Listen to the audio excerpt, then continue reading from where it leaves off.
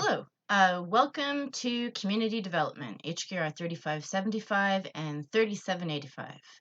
My name is Angela Laux-Atkinson, and I'm a prof in the School of Human Kinetics and Recreation.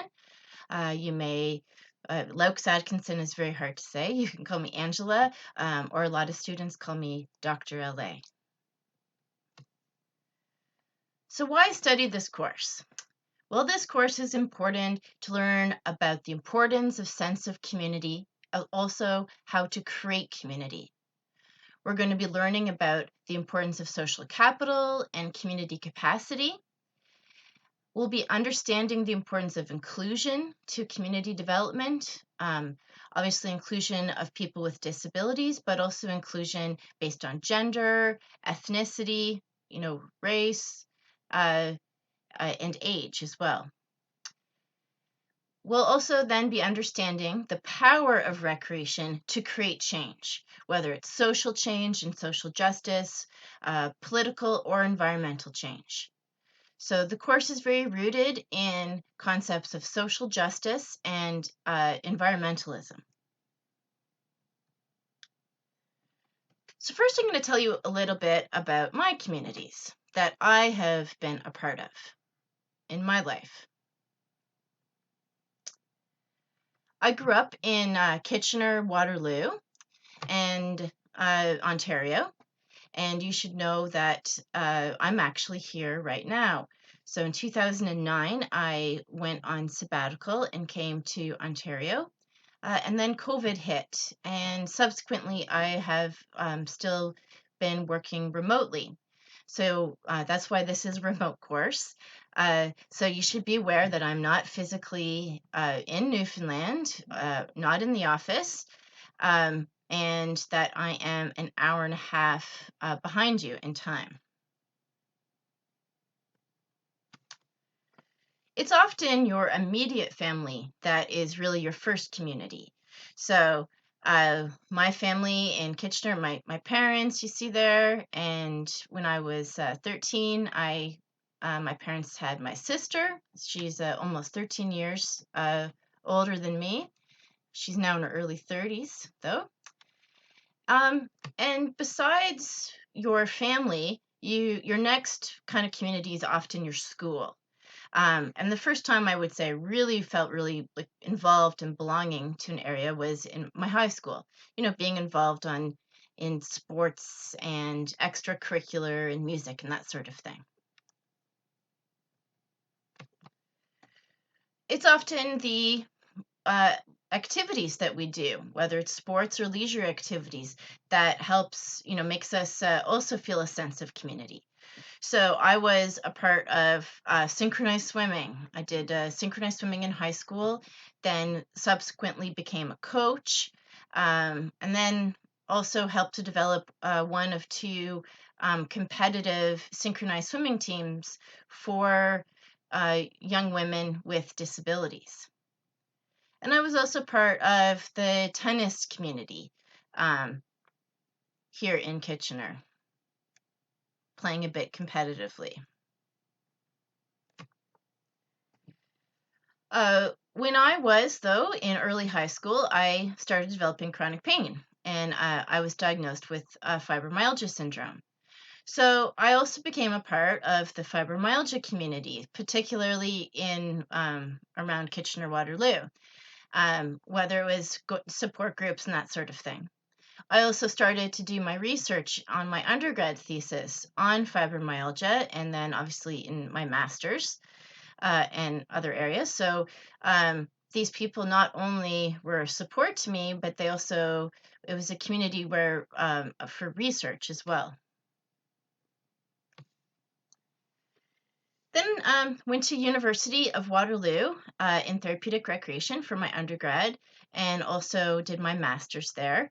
And obviously, often a university is like a little community within a community. You become very attached to your university. And I was really involved in like student life services, so like the Federation of Students, and I also ran a club or service there called Off-Campus Dawns, which the whole point was for first-year students who lived off campus to make sure that they felt a sense of community, because sometimes that community was only being developed in residences. But, if you don't live in residence. At Waterloo, I also met my future husband and his family, and he's the youngest of 9 kids.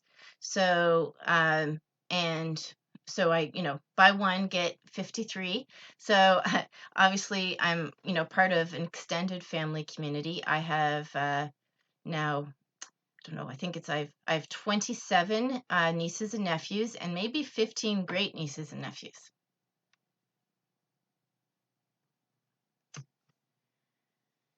After my master's, I moved to Athens, Georgia to start my PhD with Doug Kleber. And so again, that was another type of community to get to know. So I became a part also, not just of Athens community, where I, did leisure and different activities. But then, of course, you become very attached to the university itself. And obviously, in the States, one thing is all about, varsity athletics, which are very big, and you end up, really wearing all of the school colors. And, that's me going to a gymnastics meet. They were quite popular, showing off my school spirit.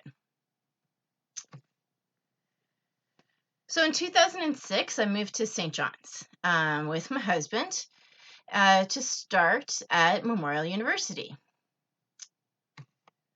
So one of the things, obviously, I belong to the Memorial University community and School of Human Kinetics and Recreation. But I also used a lot of my interests in leisure activities in order not only to strengthen, my research or whatever, but it was like helped me to make friends and to feel a part of my new home. So I became very involved in community gardens, helped form the Community Garden Alliance, which is a not-for-profit. It dissolved, but it's been reinvigorated recently. Was quite involved in the beginnings of the St. John's Farmers Market, and was also heavily involved in, like helping organizations like Food First NL. So these are, it's my leisure activity, but it was also a way of volunteering, giving back to the community. And if I really think about it, most of my friends in St. John's either came from the community garden scene or MUN. I was also heavily involved in other organizations like the Arthritis Society, as my research and work is on pain and also older adults. And then the Seniors NL as well. Other communities in St. John's I belonged to was First Light Daycare Center. So that's where that's on Elizabeth Ave, where it used to be called Turtle Island, and it was part of the Native Friendship Center. Now they've changed their name to First Light to reflect their social enterprise that they have. They have several of them. So although I'm not Indigenous myself, I found it important as a Canadian for my kids to learn about Indigenous culture and issues, and to feel like that they knew people and have had conversations. So it was nice to be a part of that community and also learn a lot more about Indigenous issues and culture in Newfoundland. As a parent, you often then become very involved in your kids' communities. So the communities you belong to often change over your life course. So my kids went to Rennie's River Elementary. Obviously, they're not there now. And we became, felt really a part of the Rennie's River culture. I normally wouldn't have put this now, but we're also living in, an internet era, and we also have, it's been the pandemic as well. So, I didn't grow up with the internet even. Like my first email account was in university in 1995. Um, so, instant messaging wasn't there, or any of that. But one of the things that I've become a part of is an online game called Forge of Empires. And I think that they're definitely a community. I don't know their name. I'm Adu the Impaler. Adu is my family nickname. Um, and they're from all over the world, and I've come to, they're my friends, and sometimes we even help each other out, asking questions about different things. And it's been quite odd for me, but and that's something that we're going to talk about in the course, is about virtual communities and also communities in the pandemic. You also often belong to, communities that aren't geographic, but like small. So, for example, I belong to the leisure research community, particularly in Canada. So, I have my different profs that I've had and people I've worked with. And, like, for example, when I go to a conference in Canada, like CCLR, it's all these wonderful people that I have gotten to know over the years, and it's not just about our research or learning or teaching, but we've it's also about friendships. So those are a little bit about my communities, and they kind of provide a little peek as to some of the different issues that we're going to talk about. And I also wanted you to understand, as you will in the first lecture, community is it's not about geography, it's a much broader concept than that. So, as I mentioned, I'm an associate prof in HKR. My research looks at psychosocial factors and specifically well-being, mostly across the lifespan, and mostly for people with chronic pain and older adults. I teach a lot of the core courses. Right now, I'm teaching community development, and I teach 2515 social psychology of leisure. And in the winter, I have been teaching leisure education and the new Oregon admin courses we have in our degree, 2100 and 3100. So this course, we obviously have two course purposes, so I'll explain that in a little bit.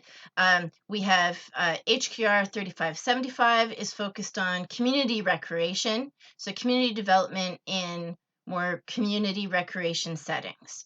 So we're looking at community organizations, how recreation services are delivered in communities, and also the importance of decision making and making sure that you're meeting the needs of people in your community and listening to them.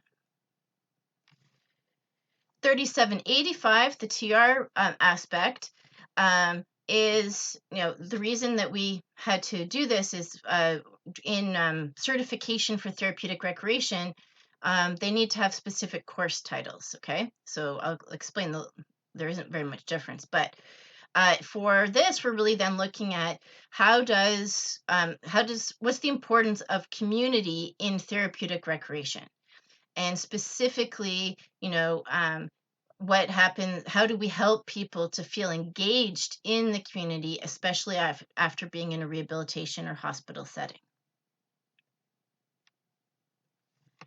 So these are the same course.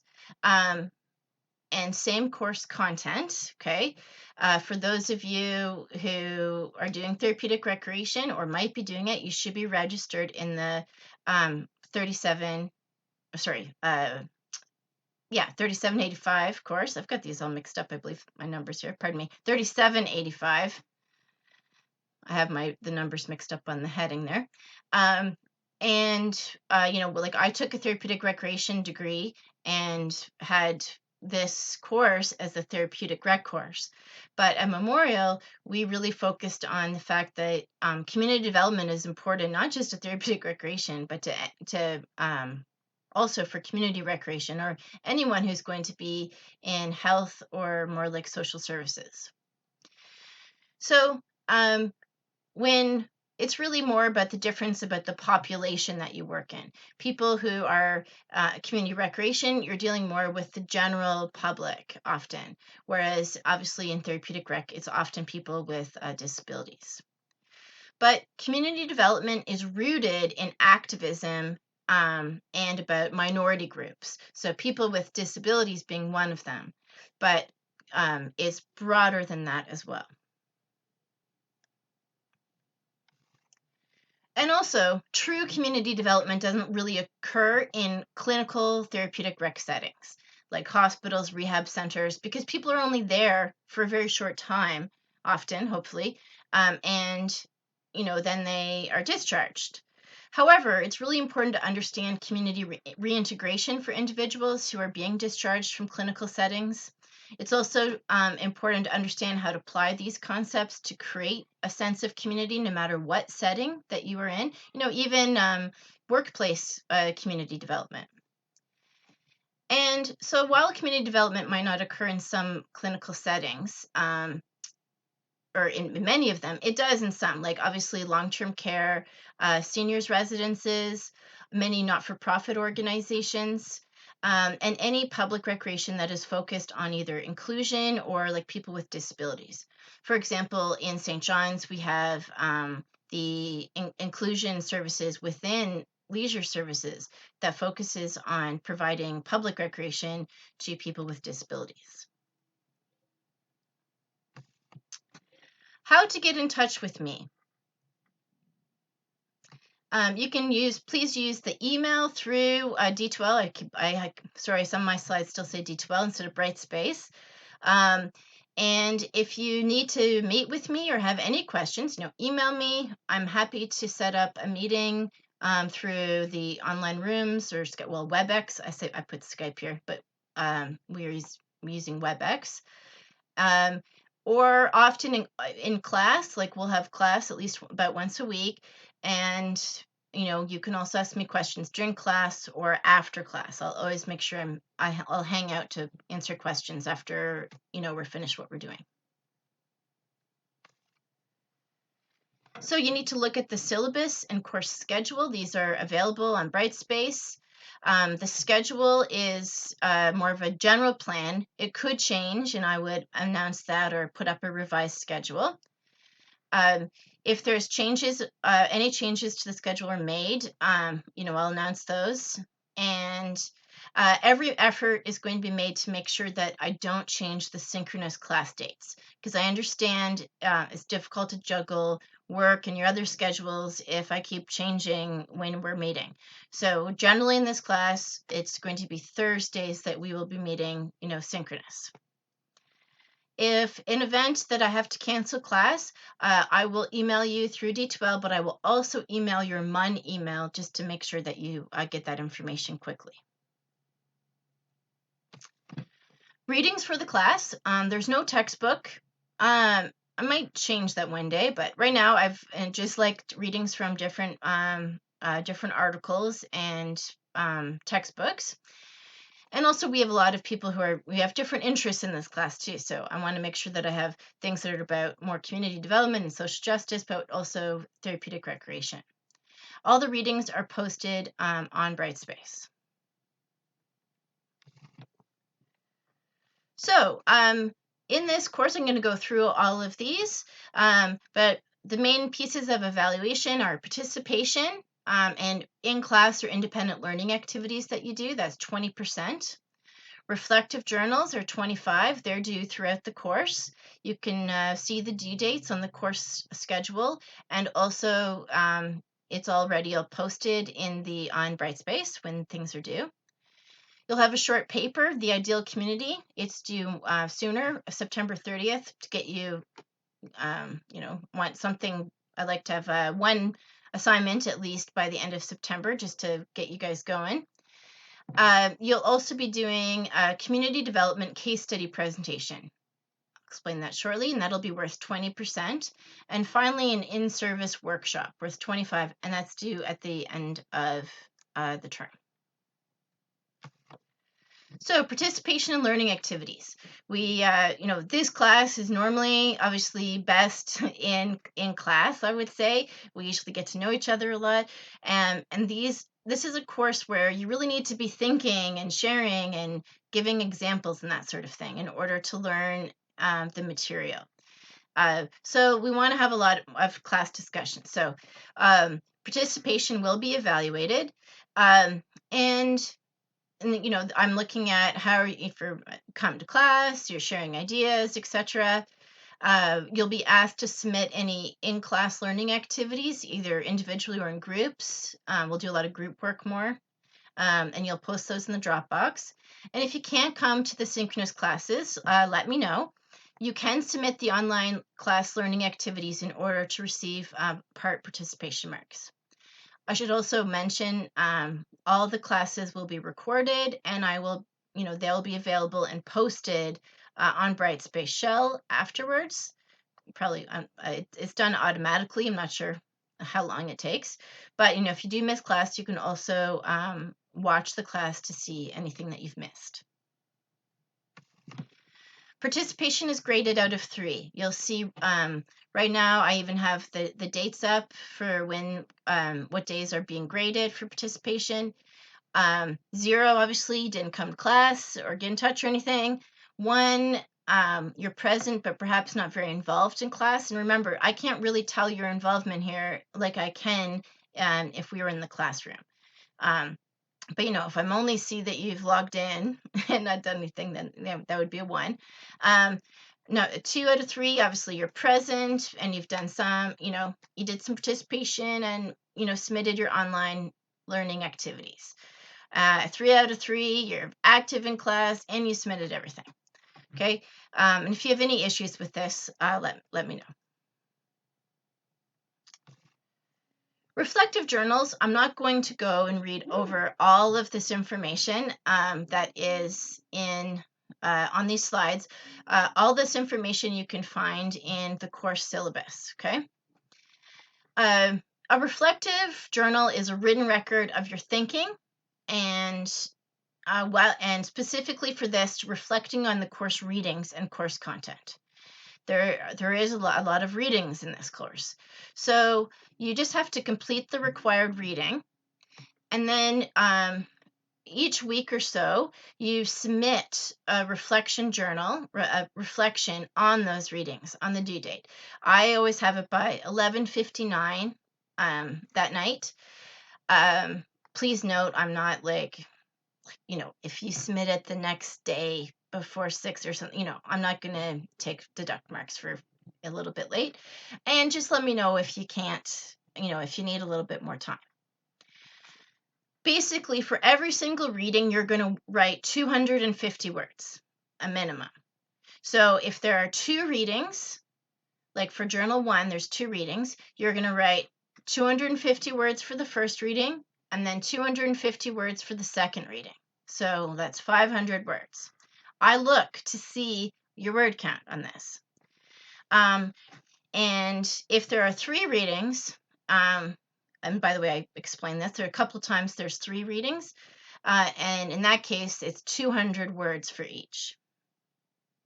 There's some journals that are also like, read 2 out of the 3 readings. Like you get to choose which 2 readings you're going to write about. So you'll submit your very first reflection in week 2, and you'll get feedback. You'll know then right away if you're meeting my expectations. Remember that I've done the readings. So it should not be a summary of the readings, but you should have evidence that you have done the reading. I should be able to tell from your reflection that you've actually completed the readings.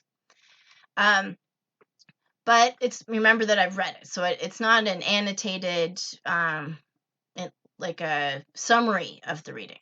I want to know what you think.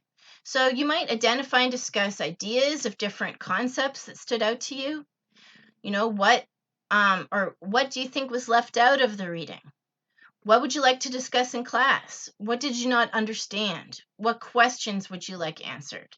And also maybe you have some personal experiences, whether it is, volunteering or your own personal self or just things you've read about or heard on the news that relate to what you're talking about. And by the way, I try to incorporate then when I'm reading this, I try to bring in some of your questions and examples that you've given into class when we meet synchronous. So for every reading, it's out of 4. So, 3 to 4 is excellent, 1 to 2 be satisfactory, and 0 is no credit. So obviously, if it is you don't ever submit it, you're going to get a 0. A grade of 1 or 2 out of 4 means it probably lacked reflection, that you're only summarizing the reading, or it might be insufficient length. And a grade of 3 or 4 means it's reflective and met length requirements. So if you have 2 readings, then that week's reflective journal is out of 8. If you have 3 readings, it would be out of 12. Just some other expectations. You can submit one document, or you can one Word document, or you can have 2 different files for the 2 different readings. It doesn't really matter. I would like it clear that you've got a heading that I can see, which reading that you're actually referring to. For those that don't have Microsoft Office, please note I cannot read Pages document. I can't open them. I prefer being in Microsoft Word. If that's not possible, a text file or PDF document should be used. But I prefer not PDF, actually, if not, otherwise I can't make comments as easily. As I mentioned, have headings. You can integrate it all together. However, if you do this, make sure that I can clearly see evidence that you did both of the readings. There's for word count, there's no deduction for being over. So if you, some people like to write a lot, I guess sometimes, or have a lot to say about a certain reading, that's fine. Marks are only taken off if you're under the word count. Make sure that you reflect on each reading. For example, if you write 500 words, but I can only see that you talked about 1 reading, you're going to receive 4 out of 8. Make sure that you integrate course concepts. Personal reflection is important, but try to relate that to the readings and concepts, okay? Don't just give me all personal experience. As I mentioned, don't just summarize the readings. I want to know what you understand and think about these. And it's totally appropriate to discuss things you don't understand or to ask questions in your reflection. You don't have to give questions all the time, but you can. And as I said, I try to bring those questions into the class later on.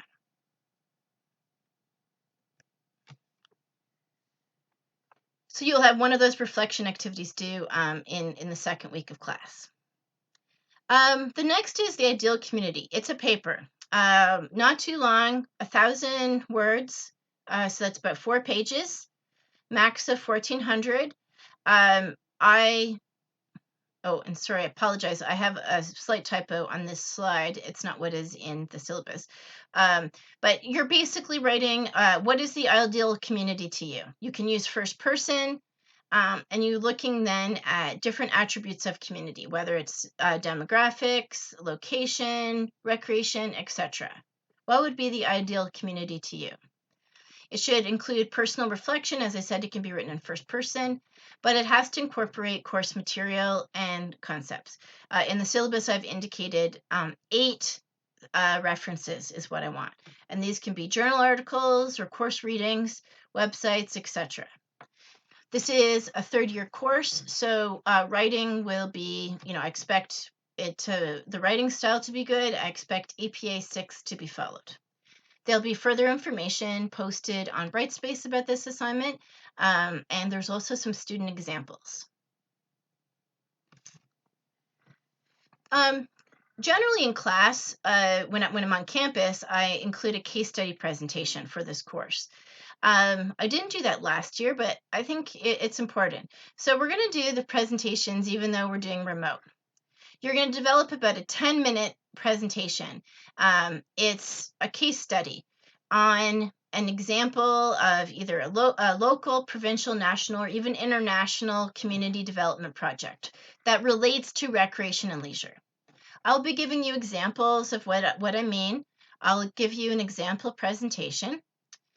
We're not going to take up class time though. So you're going to record and upload your presentation on a specific day.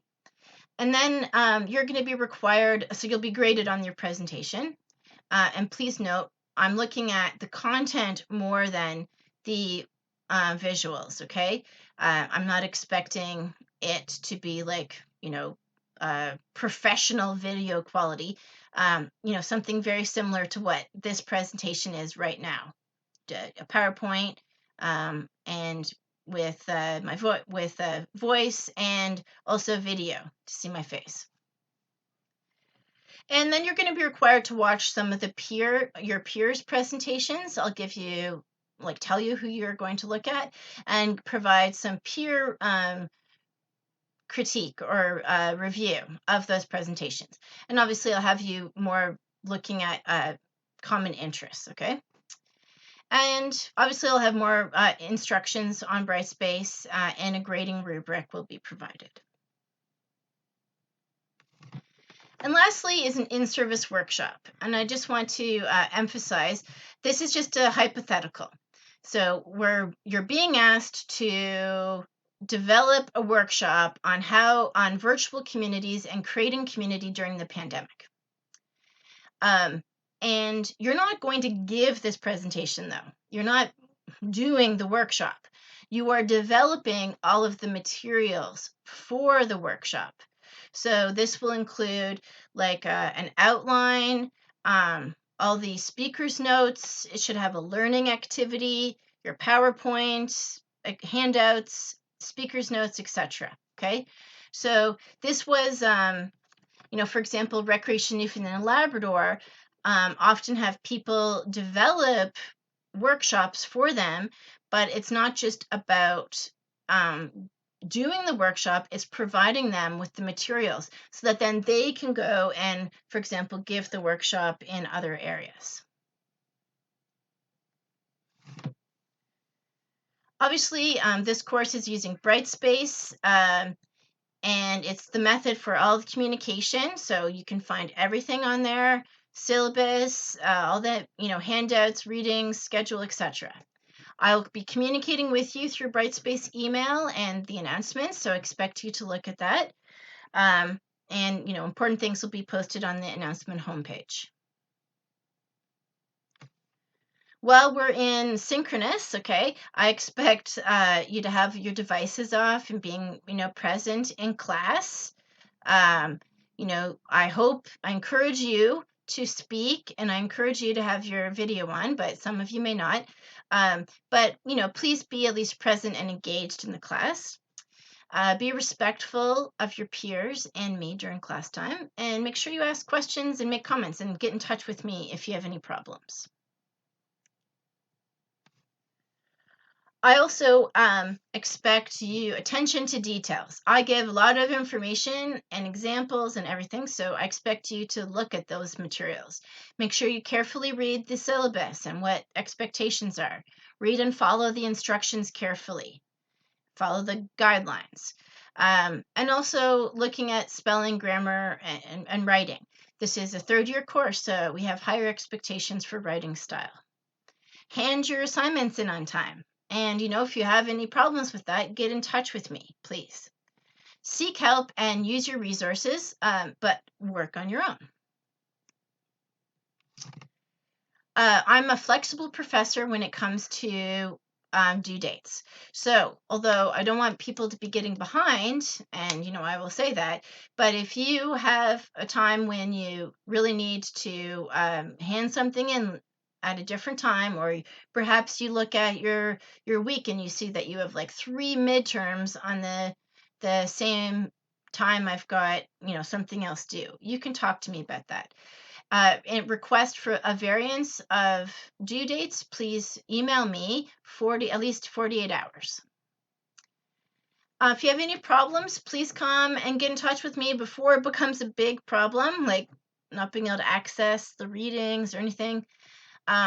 Obviously, the Blendon Center sends me emails for people who are registered through the Blendon Center.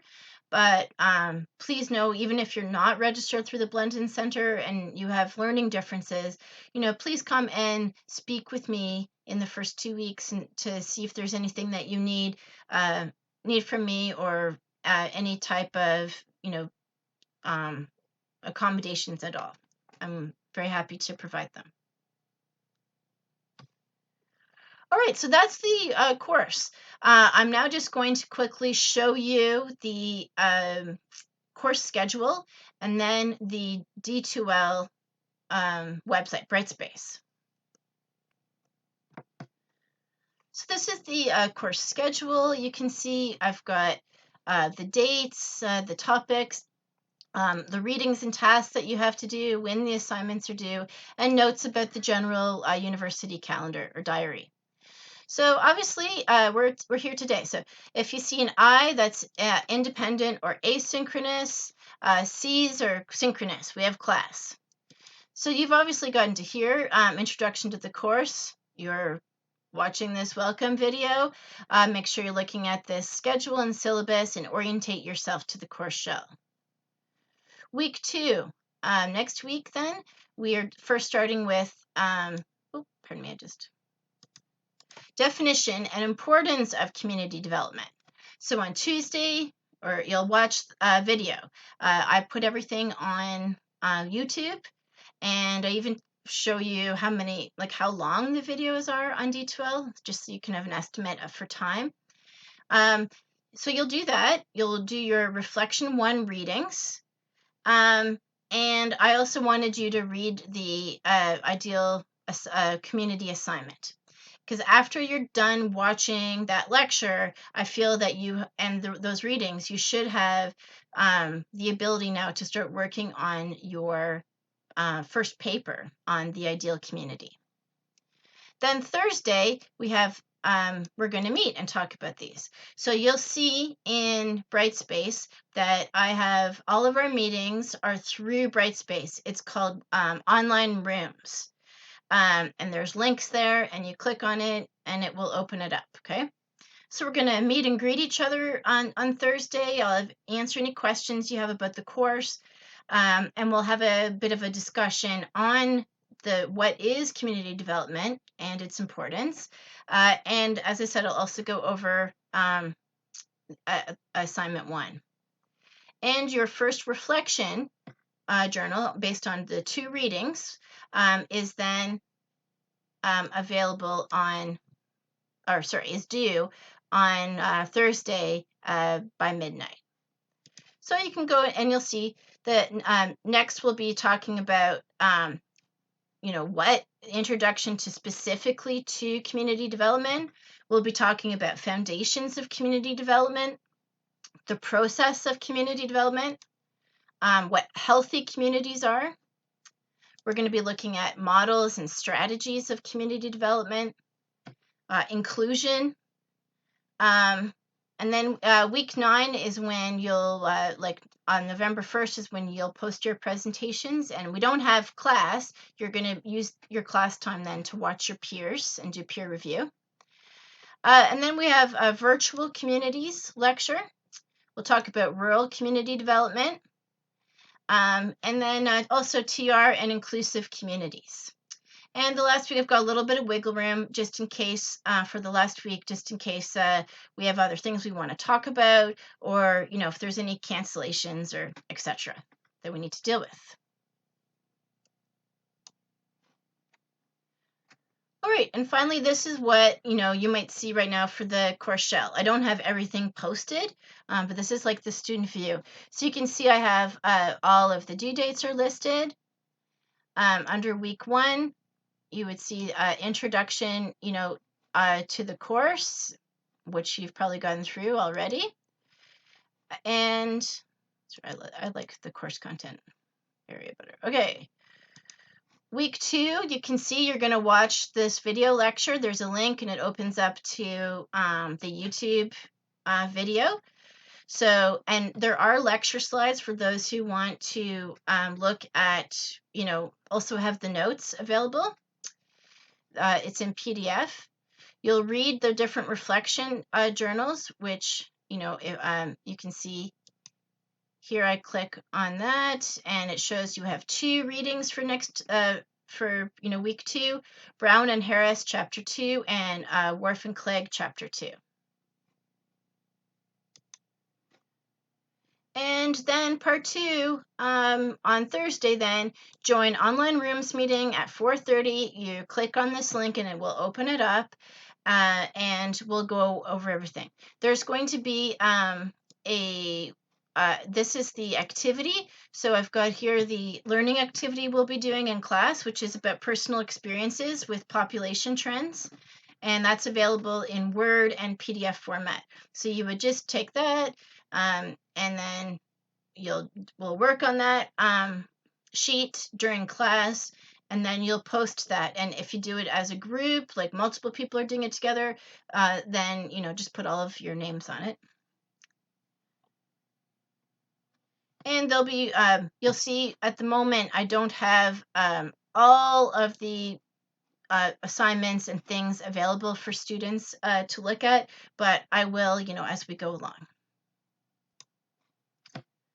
All right, so I hope that helps a little bit to orientate you to this course. I'm really looking forward to having a great term and really learning about community development and the importance of recreation and leisure to meet, social justice and environmental issues and create change.